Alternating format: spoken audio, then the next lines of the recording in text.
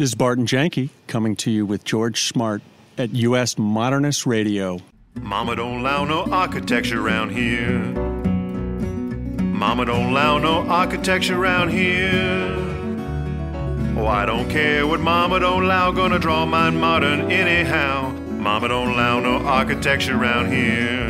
Welcome to U.S. Modernist Radio, where we talk and laugh with people who enjoy, own, create, dream about, preserve, love, and hate modernist architecture, the most exciting and controversial buildings in the world. I'm Tom Guild. Have you seen that retro photo of two gorgeous, glamorous blondes sitting in loungers, sipping drinks by the pool of a Richard Neutra house in Palm Springs? That iconic photo, called Poolside Gossip, was made over 50 years ago by Slim Aarons. Joining us today is Shawn Waldron, author of a new book on Slim Aarons, and one of the two women in that photo, the Queen of Palm Springs, Nelda Linsk. Later on, our musical guest is China Forbes from Pink Martini. She'll tell us what really happened with Eugene. And now, someone who's been to that famous Palm Springs pool. I don't think he's taken a dip in it, but maybe. Here's Mr. Modernism, George Smart. Thanks, Tom. Most of our wonderful architecture listeners are familiar with Fallingwater, Frank Lloyd Wright's masterpiece house in Mill Run, Pennsylvania. It was commissioned in the 1930s by the Kaufman family, wealthy merchants in nearby Pittsburgh. The process of building that icon, while ultimately successful, was long, arduous, expensive, and by the time it was over, the Kaufmans had had enough of Frank Lloyd Wright. For their winter home in Palm Springs, California, they hired Richard Neutra, and he produced what is now one of the most treasured homes in town, the Kaufman House. Located on West Vista Chino, where you can drive by but not see much, the house has a long history, even involving former owner Barry Manilow. Before Barry, Nelda Linsk and her husband owned it, and it was then that the famous poolside Slim Aarons photo was taken. This photo perfectly captures the classy party vibe of the 1970s, and it's become to Palm Springs like the Welcome to Las Vegas sign is to Las Vegas. Post Barry Manilow, Brent and Beth Harris bought the house in pretty bad shape and did a huge, faithful restoration. One of our first podcasts, number 58, was recorded poolside with Brent, and I gotta say, it was one of those pinch me moments. The story of how Brent and Beth painstakingly restored the Kaufman House fueled a resurgence in modernist preservation in Palm Springs and throughout the country. Sipping a drink, talking with Brent, I felt I was actually in that famous Slim Aarons photo.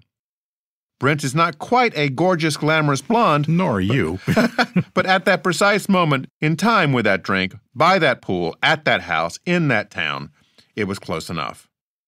U.S. Modernist Radio is underwritten by June Goldfinger and Jeff Taylor, sponsors of Circle, Square, Triangle, a traveling exhibition on the architecture of Myron Goldfinger, and by Diane Bald and the Budman family, restoring significant architecture in Toronto, Los Angeles, Malibu, and Palm Springs.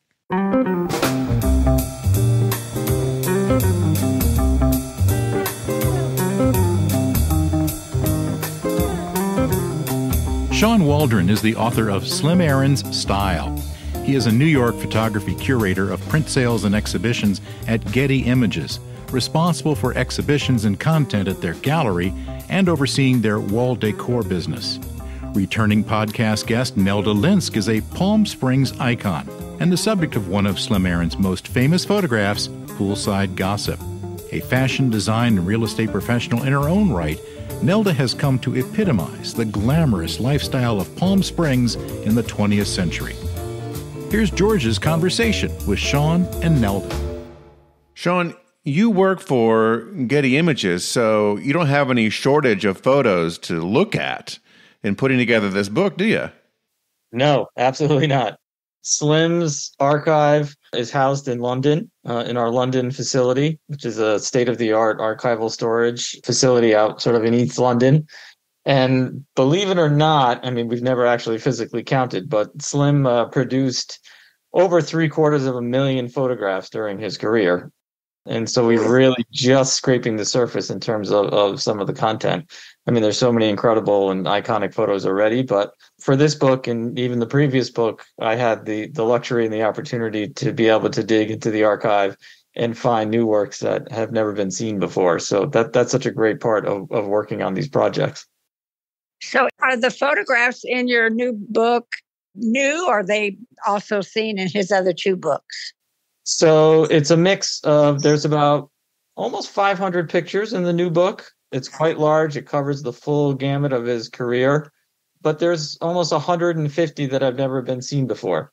So there's 150 Wow, that's so great. that are brand new, from the archive, which is really great. It's what I really wanted to make a point with this book to show some of the unseen work as well, because I think it's important, and there's so much more to Slim's career than people even know.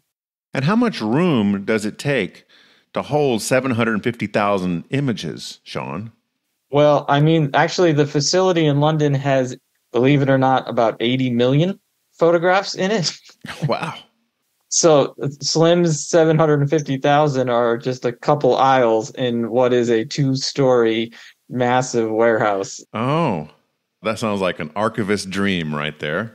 Yes, yeah. I always jokingly say it's like, the end of Raiders of the Lost Ark, when they're putting that warehouse Ark and the Covenant away, and is that like endless warehouse? Yeah. It kind of feels like that. Yeah. Oh, yeah.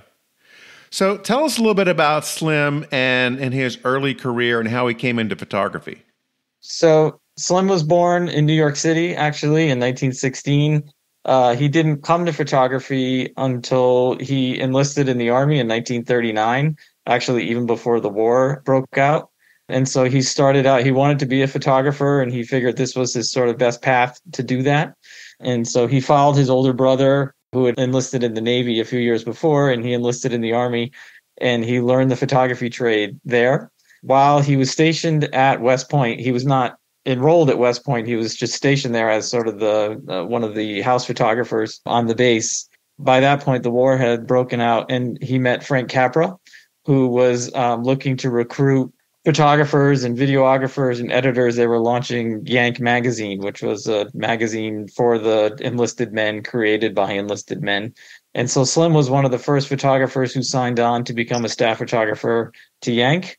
He was sent over to London to train for a bit. It was his first time traveling overseas. And then he was in North Africa and Italy, and eventually made his way up into France. But he was a combat journalist. He fought his way through. He won a Purple Heart in Anzio. He fought in the Monte Cassino. He was involved in that conflict. So he was a working photographer, but he was also an enlisted soldier. And then after the war, he was asked if he wanted to continue combat journalism, and he said, absolutely not. It's not for me. He had seen enough of the horrors of war, and in typical Slim fashion, he said, the only beach I want to land on is going to have blondes and bikinis, but he very much said, this is when he sort of decided that he wanted to do attractive people and attractive places doing attractive things. That was his tagline, wasn't it? Yes, yeah, that very much became his mantra, and that was a direct result of the horrors and the things that he had seen during the war. So he was enlisted for 6 years. He did a long tour in the Army. So let's fast forward now to the early 60s. Mm-hmm. And Nelda is in New York and goes to work for the Linsk company and marries the boss, right, Nelda? That's right. He was a confirmed bachelor. You unconfirmed him. I sure did. This was Joe, your husband, Joe. Yes. And then you all came to visit Palm Springs, and a realtor kept pushing you to buy a really key house. What was that house? It was the Kaufman estate, the Richard Neutra property. And we kept saying, no, we don't want that much maintenance in a house. And we were renting Claudette Colbert's house in Las Palmas. But one day he came over with a book, and the house was in the book. And I said to my husband, let's just go look at it for fun. He said, okay. So we went over and looked at it, and I walked in the front gate, and I saw the stone wall and the loggia up above. And I said, Joe, this is our house. And the pool was full of debris. The curtains would fall off the curtain rods. It hadn't been lived in years. We bought it from the Kaufman estate. That's when we hired Arthur Elrod to come in and do the interiors. Arthur Elrod being one of the most famous interior designers in Palm Springs. Right. So you bought the Kaufman house, which is exciting, and you began to fix it up. Arthur Elrod was involved. This was around 1965, 1966? 1964, 1965. Okay. Nelda's memory is excellent, folks, by the way. She knows it like almost down to the month. Well, I've done these shows so many times and told these stories so many times. It's like, I have it all in my head. Palm Springs at that time was a real haven for celebrities because it was an easy hop from Los Angeles. And looking back through past issues of Palm Springs Life and the Desert Sun, Nelda, you were everywhere with everybody who was anybody. Well, that's because of the Racket Club. I was there almost every day playing tennis, and they would all come down on the weekends, and we'd all go out for dinner or stay at the Racket Club and have dinner. And they came down here because the paparazzi didn't bother them. They had their privacy, and that's what they liked. And it was only 2 hours from LA. And this was an era where you had some, really big names in town. You had Dinah Shore, Frank Sinatra had a place, Kirk Douglas. I mean, just about anybody was having dinner with Nelda. RJ and Jill. Robert Wagner, right? RJ Wagner, right, They were all here, all of them. And it's like RJ said, he met all of them at the Racket Club bar. It was great. And, the ladies come in alone without a man escort and feel comfortable at the Racket Club because they would all take care of us. And not that it wasn't safe, but, right. It was fun to be there and not have to worry about going out to the car or whatever. And the Racket Club bar, is that still there? No. Well, the Bamboo Room is there, and the bar is probably still there. That's the only part left of the Racket Club. Okay. And the bungalows are still there, but the rest of the club, the tennis courts are all gone. Oh, that's too bad. It is too bad. It was a great property. Well, Charlie Farrell built it because he couldn't find a tennis court at the hotel when he would come down. So he said, let's build our own tennis courts. And that's what he did.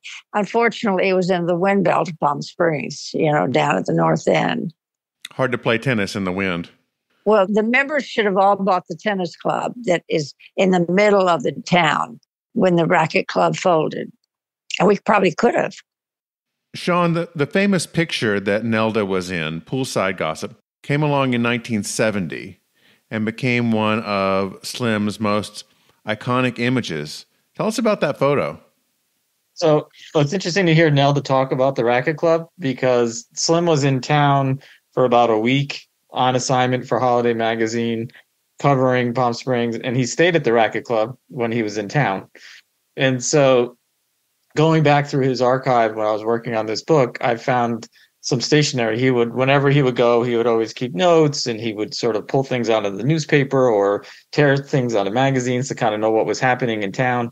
And at the end of a trip, he would kind of just stuff it all in an envelope. And thankfully, we have a lot of that material in the archive, which is kind of great.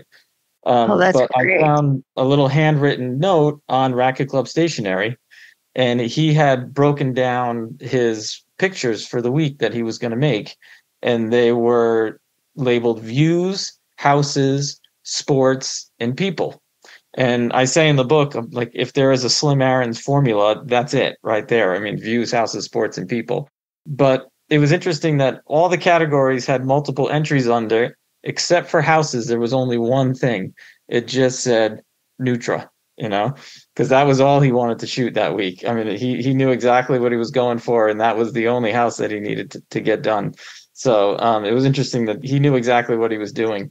Everything else, there was, you could tell he was sort of experimenting and looking for different things. But this was the house that he wanted to get while he was out there for the week. So I think that's pretty great. Well, he called me from New York because we had a summer house up in Bedford Village, New York. And he had a house down the road in Katona. Yeah. So we knew each other back east, but not well, but we knew each other. We'd see each other in restaurants and in the market and et cetera. So he called me one day from New York and he said, Nelda, I want to come out and do some pool shots.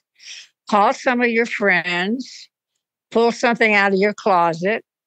It's going to be very casual. And that's exactly what I did. And he arrived with a tripod and a camera. No makeup people, no dressers, none of that. no hairstylist. And he began to shooting about 11 o'clock that morning. That was January the 20th, 1970. And it lasted for about an hour. And then we drank champagne the rest of the afternoon. We didn't know he was still shooting. I'm still seeing images that I've never seen before. He was behind us. We didn't know he was still shooting. We thought the shooting was over with that one shot. But he took a lot of pictures that day. Well, it's pretty amazing for someone that was 6'4". Slim had a really good skill for sort of just blending into the background, and he was discreet. He worked quickly. Him being alone, or like you said, without a stylist or a whole crew, that was his style. He learned a lot in the military. I mean, how to work fast and work alone, I think, and he carried that through his career for the next 40 years. Right. But that was very much his style. He was very good at being sort of a fly on the wall. And as you know, he was incredibly personable and charming, and he was friendly with everyone. And I think that helped too. He was a funny guy. He was so funny. A lot of people didn't know Slim that well because, he came in, took photos, and he would leave. I got to know Slim, and he was really a funny guy. Yeah, no, he was a character. But like you said, I mean, he was always a real pro. I mean, he would get in and get out oftentimes when he was doing shoots. He worked very quickly.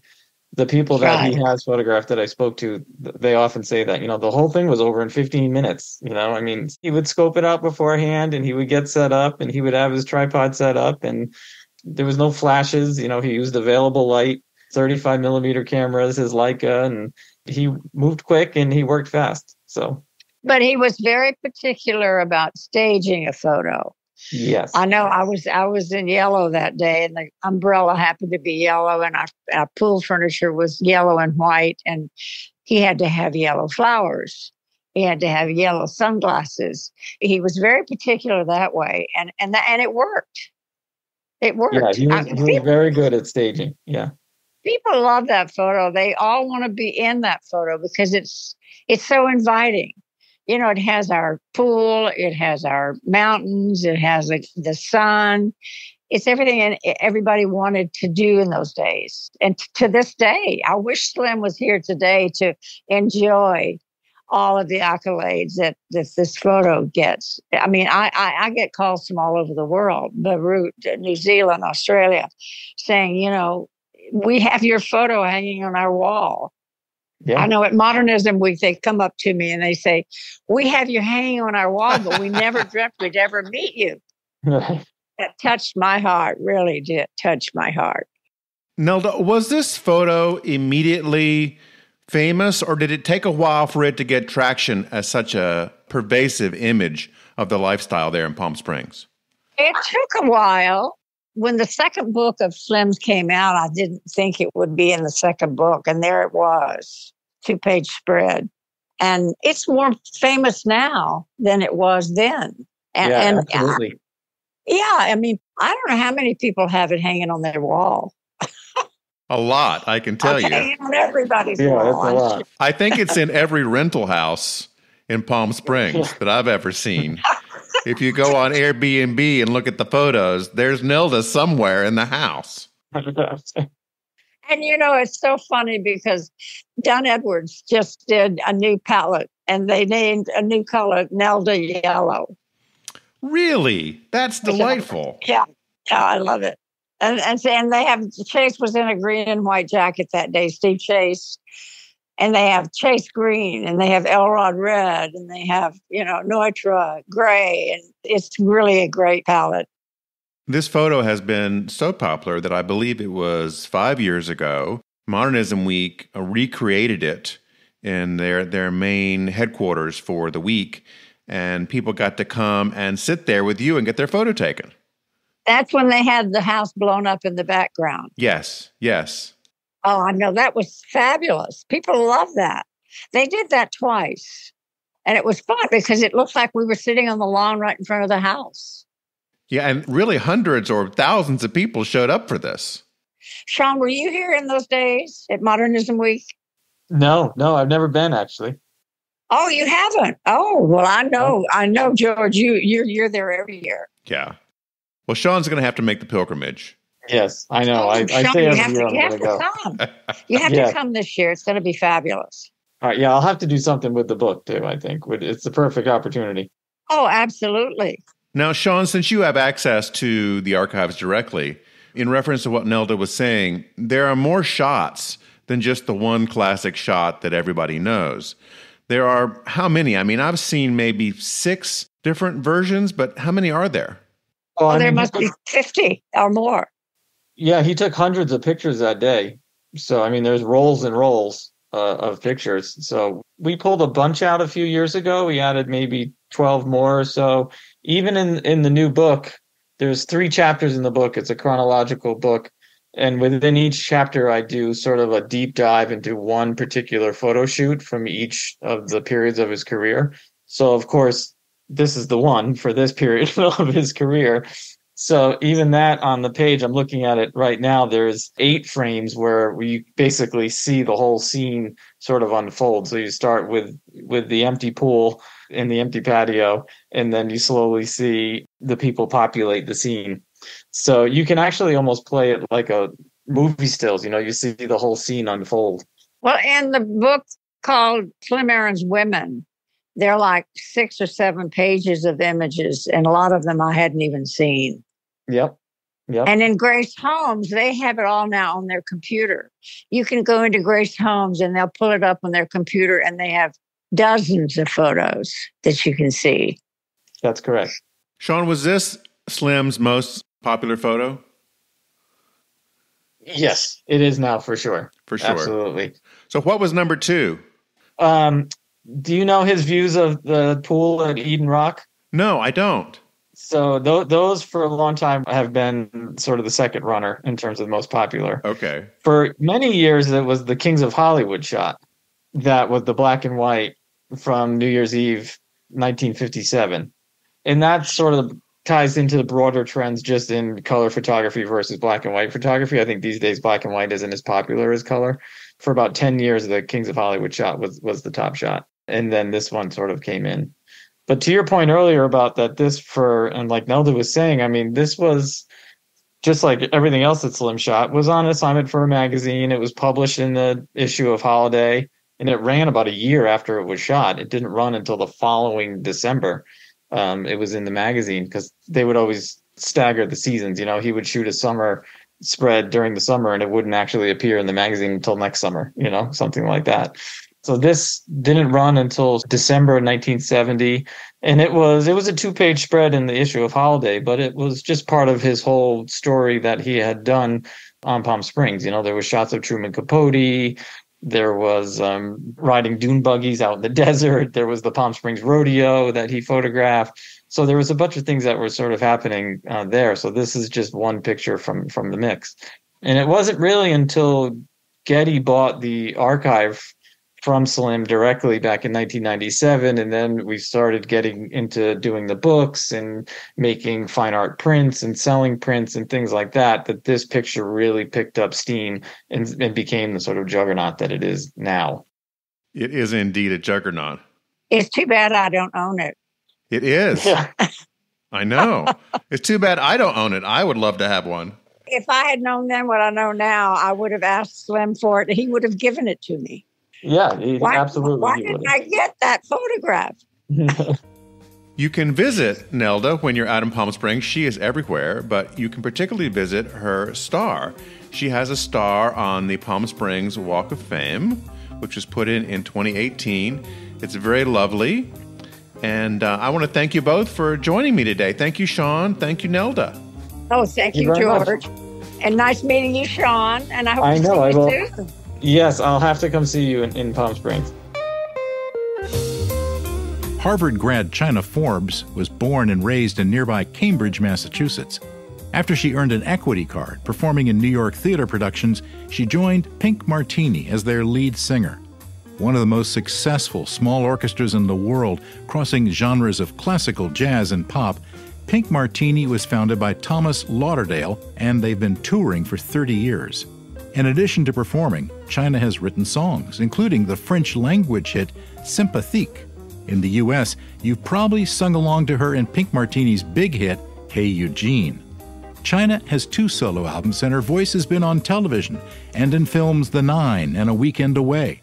Here's George's conversation with China Forbes. China, you grew up in Cambridge, Massachusetts, epicenter for education, and you didn't go too far to go to school.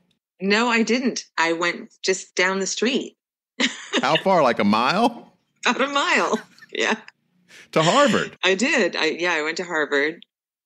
I mean, in fairness to me, I didn't just stay in Cambridge. I went away for 3 years in high school for boarding school. So I wasn't in Cambridge. Okay. Well, Yeah. Still, it's pretty good to get yourself into Harvard. And what were you studying? I was studying English and painting and theater. Okay. And that all led to music somehow. Well, I mean, theater was a lot of musicals and plays. I also, was in bands, and I did recording in the recording studio at Harvard. So I was always involved in music, but that wasn't my academic study. I didn't major in music. Or I tried to take some classes, and it was so much counterpoint and theory, and I just wasn't really interested at the time. So I kept the music more extracurricular. Yeah, how was the club scene for your kind of music in Cambridge at the time? I wasn't that involved in the club scene. I did sing in a few bands with like seniors. When I was a freshman, I was in a band called Rub the Buddha, and we played in Riles, which was a club in Boston. They were small. The Middle East was a well-known club in Central Square that we went to a lot. Small. I went to small kind of cozy clubs. I didn't go to the big Boston rock clubs. And when did you graduate? 92. And you started with Pink Martini in 95, which was pretty quick with your classmate. There was a lot that happened in those 3 years. I can't quite believe it, actually. What happened? I graduated. I moved to New York. I auditioned for theater. I got a show. I got my equity card and an agent. I did theater for a couple of years.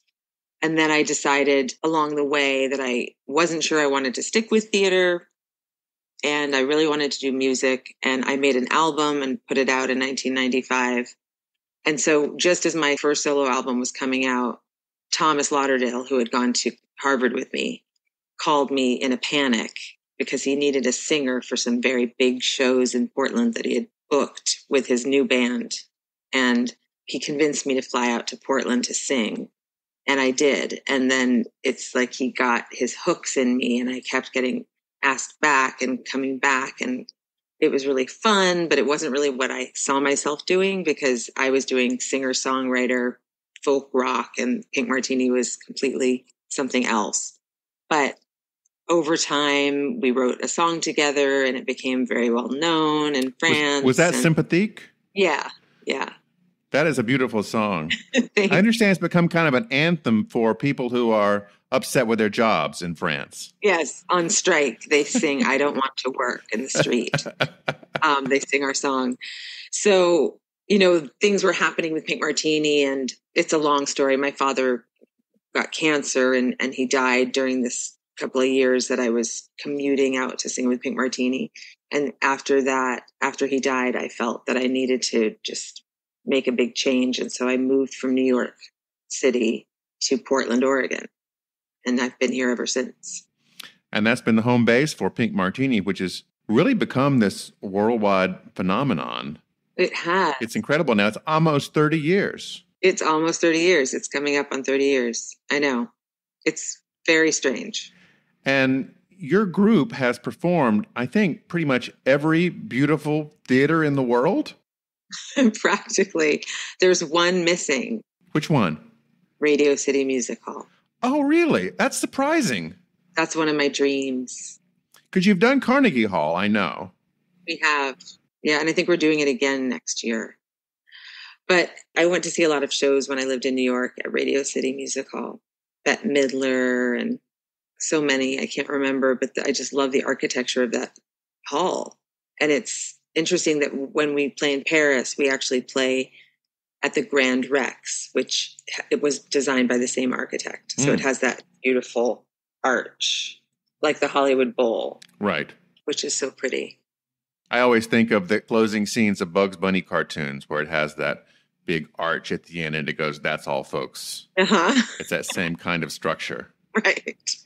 Now, although we're talking for a podcast, I can actually see you right now. It looks like you're in a modernist house of some kind in Portland. Tell me about that. I'm in a house from 1975, which is, I love mid-century a lot, but when it tipped into the 70s and became this kind of architecture, that's really like my favorite of all, where it's almost like, this is like a tree house. It's very bohemian. It's got the huge beams that you can see. The woodwork is really amazing and strong. It's a really strong house. It's built on a steep hill. But when I bought it, I was assured by the structural engineer, this house is not going anywhere. It's like so well built. So knock on wood. I won't knock on wood because it will ruin the recording. It's a magical house. It's many, many levels, split levels, beautiful views, and it's surrounded by enormous, gorgeous trees. It's my dream house. You'll have to come hang out with us sometime when we do on trips or tours to see modernist houses all around the country. I would love to. Have you been to the Gropius house in Lincoln, Massachusetts? Not personally, but I know it very well. Yes. Have you been there? Yes. My grandfather was, I think, a friend of his or an admirer who knew him from Harvard. But my grandfather built a house next door in Sudbury, Massachusetts. Mm-hmm. That was a flat roof, stone and wood and glass house. Beautiful wood interior and just this amazing place that when I was 1 year old, my grandparents moved to Vermont and my father and mother and sister and I were able to move in and live in this house for 4 years. So I grew up in this for a while in this beautiful place. That inspired my love of architecture majorly. What do you know? We got a double header here, architecture and music. This is fabulous. Yeah. Now, this next song is from your new album. It's called Full Circle. Tell me about the song. Full Circle is, as someone actually wrote on a napkin and gave to me during a show, she requested it and said, "This song will repair whatever's broken." And I thought that was such a beautiful way to put it. It talks about daring to fall in love and knowing that you could get hurt, but it's worth it. And letting go of having other people tell you what your life should be and controlling your own destiny and growing, changing, and just being okay with the ups and downs. And it's sort of like accepting that things could get really bad, but that they'll come around. They always come around. And it's an optimistic song. And I wrote it partially during the pandemic, and I wrote it before and after a breakup. So I started writing it and then broke up and then finished writing it. And so it's a beautiful and big song for me. So art imitates life there. Yeah. Well, it always does for me. Yeah. Here's China with Full Circle.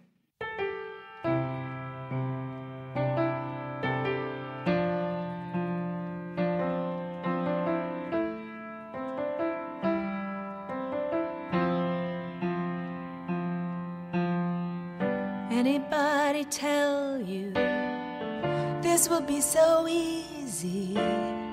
Stay inside the lines and the blue horizon. All I can tell you, heartbreak is worth it, and there's nothing you can't get through like you do. But you gotta wonder what you're really made of when you're falling under some spell you don't understand. So you get back up now, make a new beginning. Suddenly you're back where you started again. We come full circle, we go round robin, we go up, we burn out, we come down.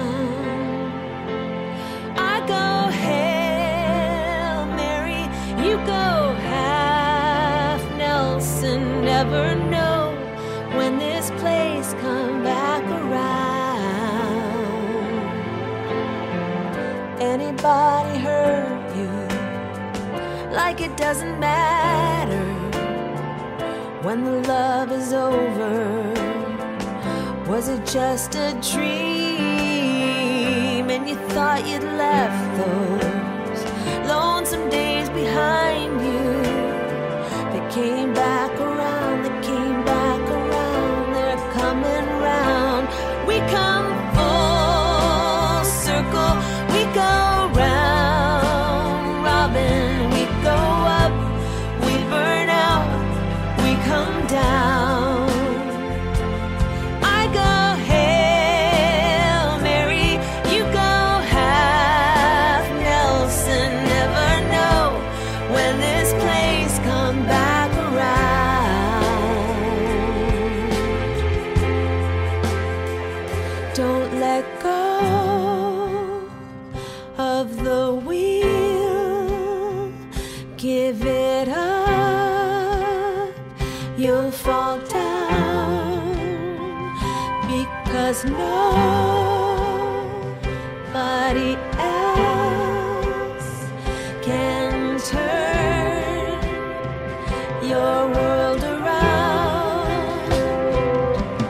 And life will sweep you off your feet, knock you off and drag you down. Someday you find yourself back here again, and you won't believe how far you've come, and you won't believe how much you've done, and you won't believe that you keep coming round, keep coming round. We come full circle, we go round robin, we go up, we burn out, we come down. I go Hail Mary, you go half Nelson. Never know when this place come back around.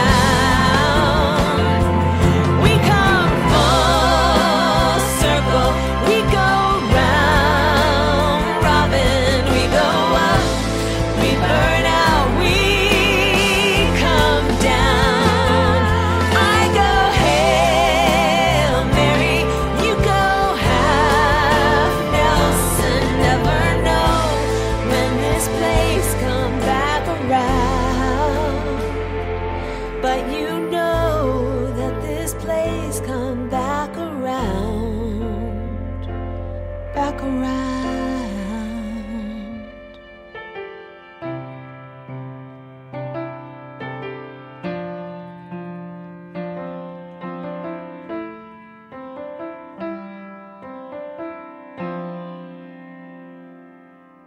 That's really beautiful. You can tell that you've been broken up with somebody in this song, really. Thank you. Yes, I have always been comfortable with risk, and I'm glad many people are, but it is worth risking. I mean, I've never been someone who's like, oh, you might get hurt. Don't do that. I think getting hurt is a learning experience. So It really is. Now, one of the things that is always written about you is that you sing songs in now 25 different languages. mm-hmm. That's quite an accomplishment, but it also gives you really a world audience. I mean, you can go into any country and have them connect with you, most likely. Yes, it is true. It's definitely a different connection when you can at least sing one song in the language wherever you are. And it's been fantastic. Recently, we played in Madrid, and I don't speak these languages all. I speak French and Italian, but we were in Madrid, and the audience, we have a lot of songs in Spanish, and the audience was all standing. It was in a club, which is not typical for us anymore. We don't really get to do that much, but everyone was singing at the top of their lungs every word of every song in all the languages. Wow. It was amazing. It was amazing. It was so intoxicating. I mean, it was just like, I can't believe this. I have been to about 6 of your concerts personally, and they're just fantastic, not just for the breadth of material that you do, but just the elegance that your whole crew has up on stage. You can really tell that they're having a good time. They're professionals. They know what they're doing. Thomas is giving his signature flourishes at the piano. It's just awesome. Oh, thank you. Yeah, it's an amazing group. We can't see it. We can't experience what it's like to be in the audience seeing the show, but we just have so much fun on stage. So we're having our own good time. One of your great crowd-pleasing songs, this one in English, is Hey Eugene, which I understand is based on a real experience you had. What was that all about? That was when I lived in New York, and I went to this really cool party that was on all these different floors of a building in the East Village. And I met this guy named Eugene, and we danced all night, and they played the Shaka Khan Rags to Rufus album over and over again, it seemed like.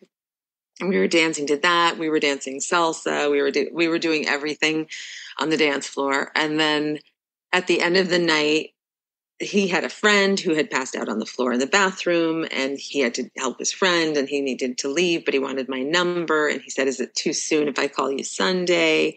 And I was excited. He was going to call. And then he never called. And it just sort of like was a shock. It was such a sure thing.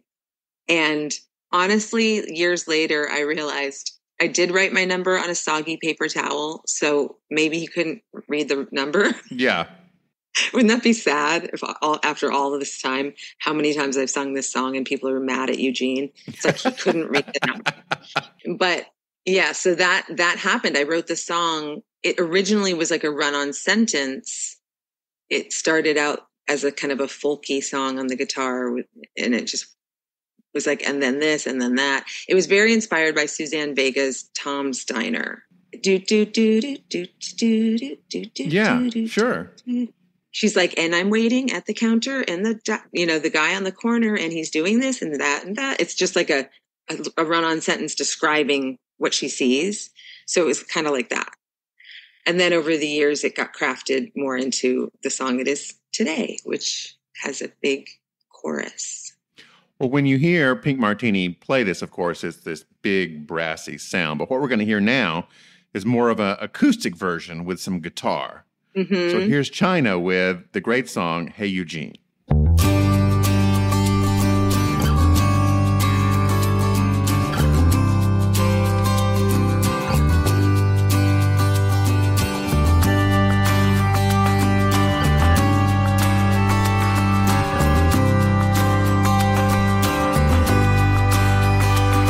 Hey Eugene, do you remember me? Chick you danced with 2 times through the Rufus album Friday night at that party on Avenue A, where your skinhead friend passed out for several hours on the bathroom floor, and you told me you weren't that drunk, and that I was your favorite salsa dancer you had ever come across in New York City.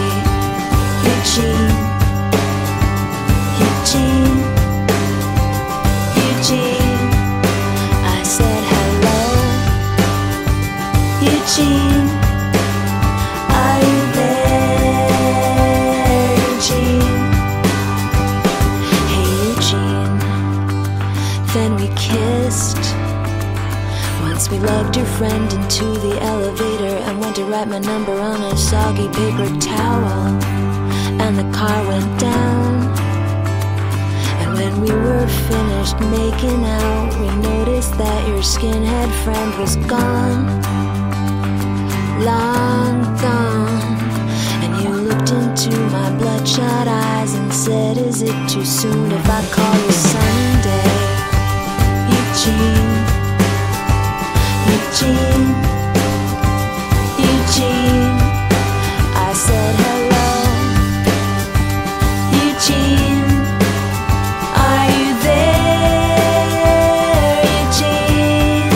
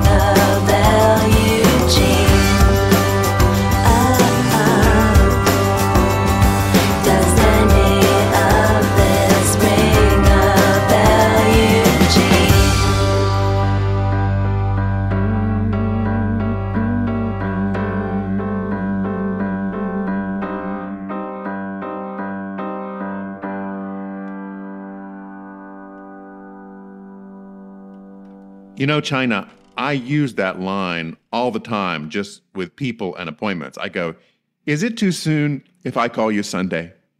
I can't believe that. And how does it go over? Fabulous. They go, well, no, of course not. Sure. Delighted? Yeah. They're delighted. Sure, call me Sunday. Oh my God, I can't believe that you use that line. That makes me so happy. Oh yeah, it's just and it's such a pleasant song too to get in your head. Yeah. Unlike certain other songs like Disney's "It's a Small World After All," you never want to get in your head because it won't come out. But hey, Eugene, you get it in your head and you're just dancing around and pretending that your skinhead friend is passed out on the floor and. But he really wasn't really a skinhead. Oh, he wasn't. What was he? I just couldn't figure out another way to describe him that worked in the flow of the song. But he was just a guy with a buzz cut, like a shaved head. Okay. He was just a guy, a young kid with a buzzed head. And your young buzzed head friend passed out on the floor doesn't sound so good. Your bald-headed friend. Your chrome dome pal. Chrome Dome.